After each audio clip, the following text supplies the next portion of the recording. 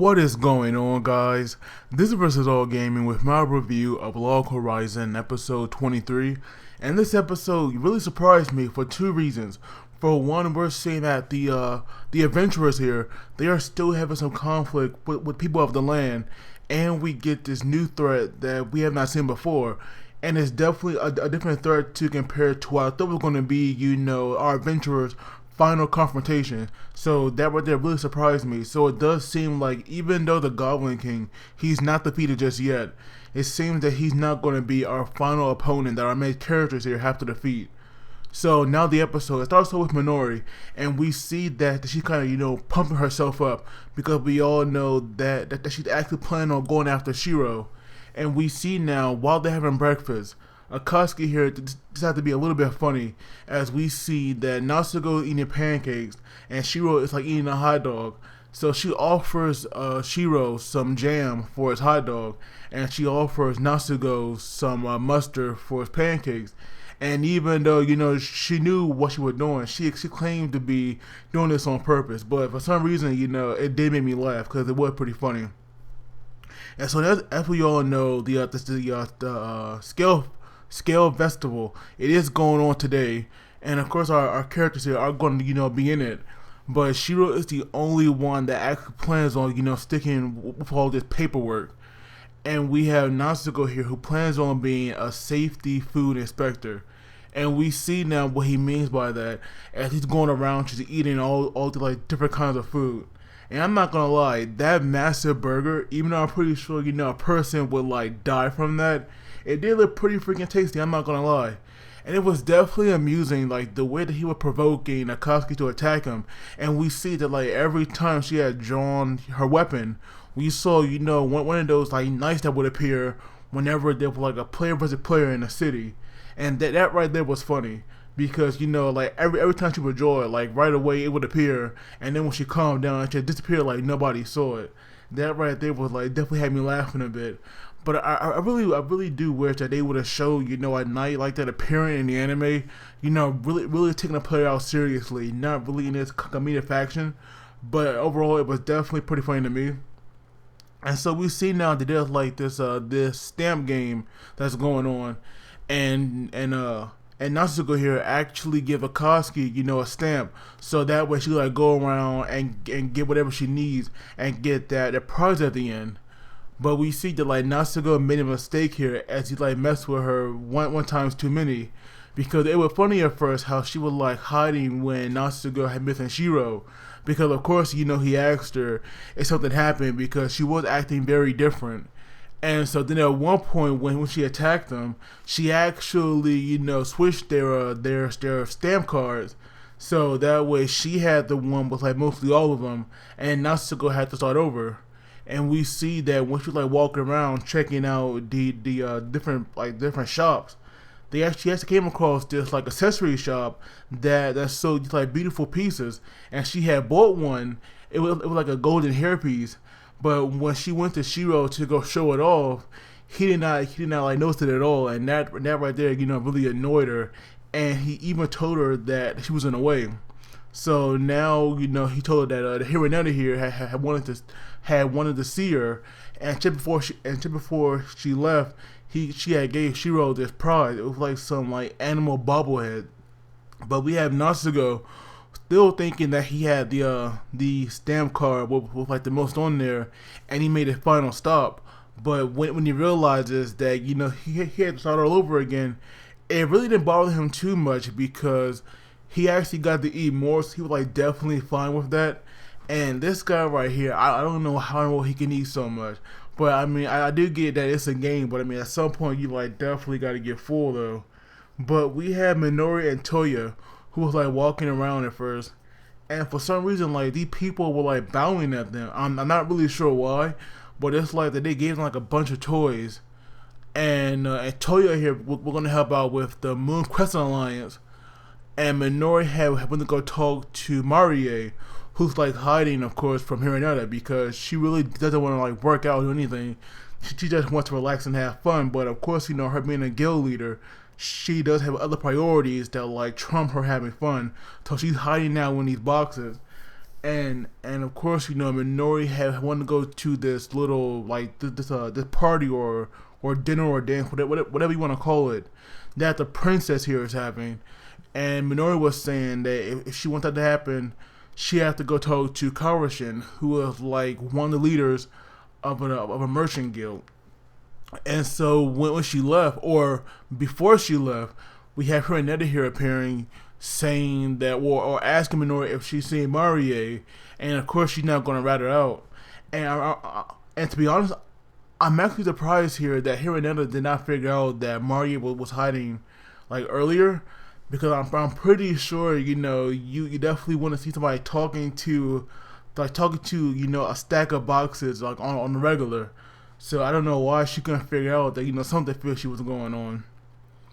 And so afterwards we have Minori here. She actually goes to Kawashi, who's very busy.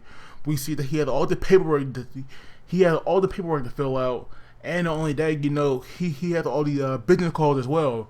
But we see somebody that like works for him. He came in, and for some reason, something happened where he fell over.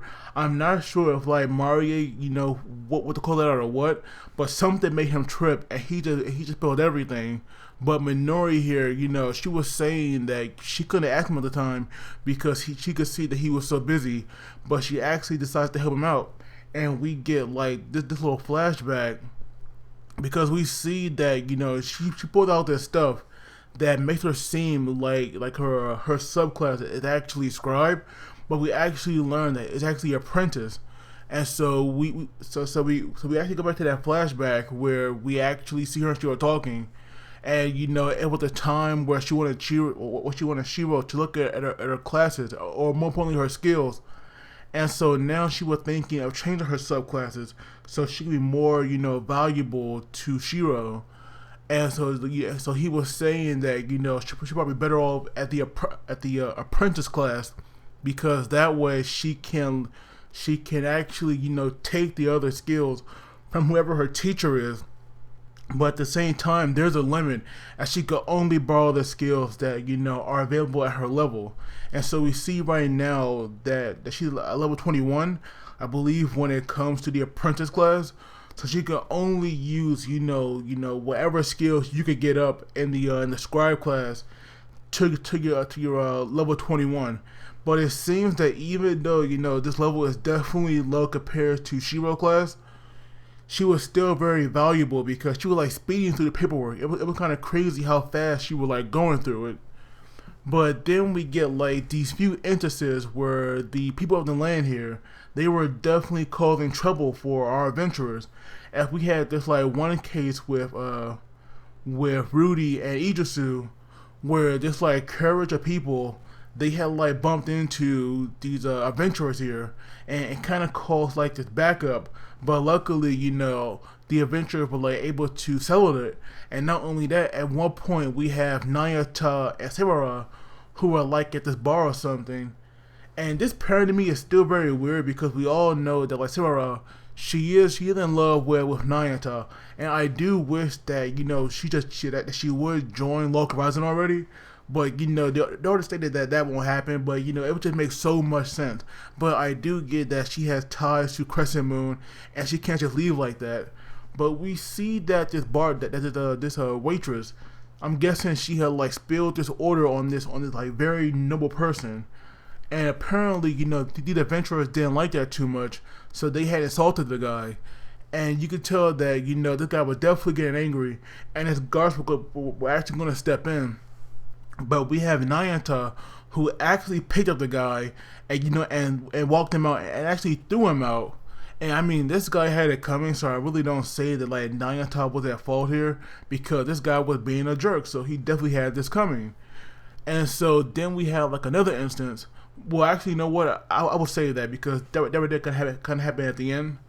But we actually learned that after Hironetta finds Marie, and we all know that Marie says that she's not cut out for all this heavy lifting, and she really doesn't want to do it because she's already sweaty. We have Hironetta here, who actually contacts Nasugo, and I'm actually glad that they're kind of making this canon, because now we know for sure that Marie definitely had a crush on Natsuko, and I do hope that Natsuko had those same feelings, because I think that those two make a pretty good couple.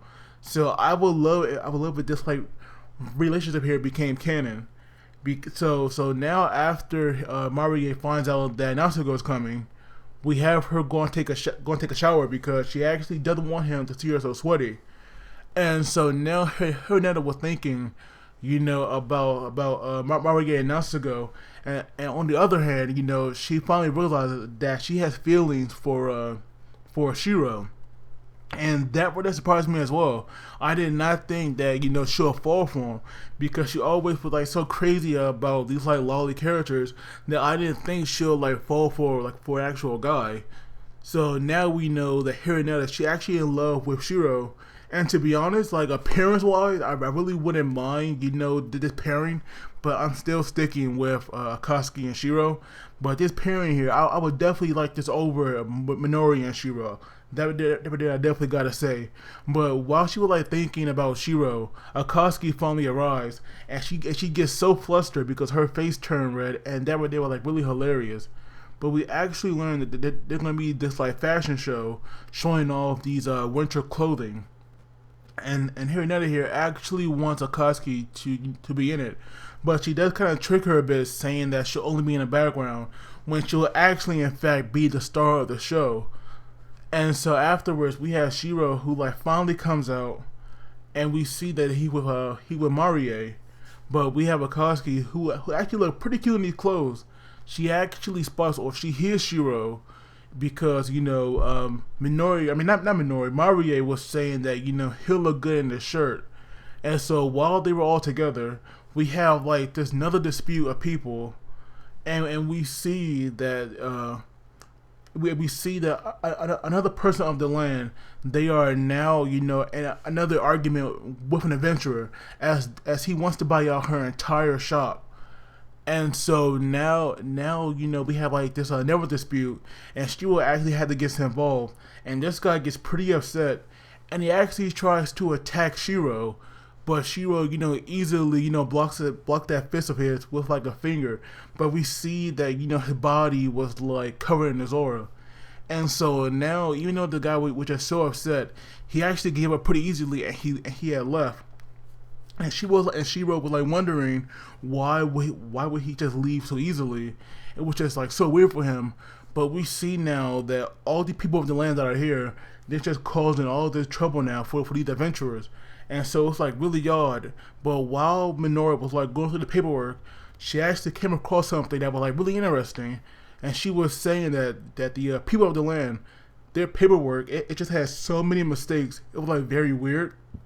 And so Shiro finally realizes that they're like under attack. And it was just too late, because he let his guard down for once. This right here probably the only time that we had ever seen Shiro with his guard down. And so now he was kind of like in a panic mode, because this right here had like never happened before, and now the enemy has the upper hand, and we see now that our new threat is a guy named Lord Marves. And this guy, I don't know, well, I'm gonna guess here that he's like a person of the land, but this guy looks so freaking creepy. And in the preview, when he's talking, you see that he has fangs, so it's possible that this guy could be a vampire. But I also forgot, two very important things, where we have the princess and what's her name? And Krusty, because the princess here, she was like setting up for this ball that she's gonna have, and we see that she's like using these small round tables, and one of her maids here was saying that she has no idea what adventure is like, so like she was kind of worried about that. But when the princess was alone, drinking her tea, she was thinking back to what Krusty said about how the job here comes with like 3 meals and a nap. And so she was saying that Krusty had lied to her, and so when she snapped back to reality, she was saying she should like show him who has the power, and Krusty was like already there, and he heard her. And so that right there had me laughing so much, because we see now Krusty definitely knows that she's in charge, and because of that, you know, now the princess, it actually like really falling for him, I think, because we see that while they were sitting together, she actually moved closer to him, and then we have like another scene with Krusty where we actually go to the leaders of the Black Swords, I believe, if what that guild it's called. But we see now that they're like basically, you know, kind of like the security team, where they're like going around checking the place out, and we see now that Krusty and the leader were like talking, and of course they're like talking about Shiro, and they're trying to, you know, like really figure this guy out, because it's like nobody really understands Shiro, and I gotta say that right there is kind of sad. It's like the only people that get him are the ones that are in his guild, and his guild is not that big, so many people really don't understand Shiro and the character at all, and I do kind of feel bad for him, because I feel like that Shiro is a good guy. He really is, but people just see him in a bad way. So I do get why Minori definitely want to help him out, because it does make a lot of sense, and I do hope that you know, she could help him with that. But we see now that, you know, this leader here, back when the Tea Party, you know, first kind of ended, he actually went to Shiro, you know, to get him to join his guild. But of course, you know, Shiro was saying that he not worthy of the offer, so he turned him down, and this made the guy basically lose all interest in Shiro. But he was saying that, you know, he can't tell whether that, you know, he's like really alive or if he's dead. But Krusty was saying that, you know, whenever Shiro was like pushed into a corner, or no matter like what he's faced with, he is like stronger than anybody. So really, you could say that like Shiro is the strongest person in the game, because he's like on top and everybody's like kind of below him, because this guy basically, you know, went from nothing to now you know, basically like running this entire city. So it goes to show you how much power that he really has. But overall, the episode was it was really good actually. It was pretty simple but good. I am glad that we are getting this new threat, even though I thought that it would be the Goblin King. But this Marves guy, he might actually be pretty powerful. I do want to see, you know, what exactly is he, because he really doesn't look like anybody from the land. He just looks so freaking weird to me. But I would love to hear what you thought about this episode, because I definitely liked it a lot.